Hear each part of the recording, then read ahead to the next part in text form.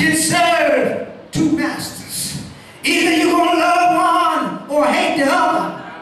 Am I right about it? So I pose a question today. Whom will you serve?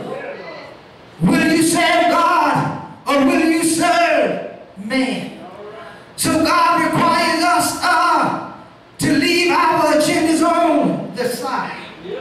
Second of all, if we're going to drop our agendas, we must realize that we can't save ourselves, but we need the help of the Lord.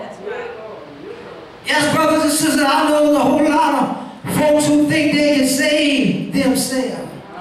But you can't pick no save yourself than you can pick yourself up by your bootstrap. And I doubt very seriously if you can grab your bootstraps and pick yourself up. Because the law of gravity would not allow this to occur. And so my brothers and my sisters, if we're going to drop our agendas and follow after Christ. Yes, brothers and sisters, we've got to learn how not to depend on ourselves, but we need to realize that we need the Lord.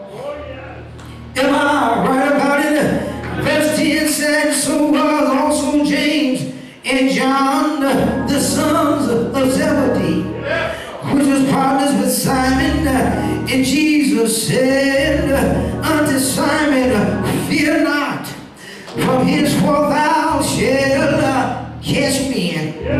Great God. And when they had brought their ships to land, they forsook all. And the Bible said that they followed after Jesus. Ain't God all right? I stop by to tell you, if you're going to drop your agenda and be fishers of men, you got to be willing to follow Jesus. Am I right about it? Anything that Jesus would have, he said we're going to listen to what the Master has to say. Am I right about it? In other words, your purpose will be changed.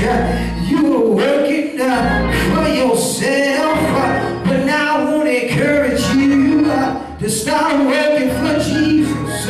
Ain't God all right? I'm so glad I made up in my mind, purpose in my heart. I'm going to work for the Lord. In other words, I want you to drop your agenda, brother preacher, and pick up God's agenda. Am I right about it? I want you to change your habit, and I want you to change your faith, because you got to realize you can't pick up men with what you used to pick them up with.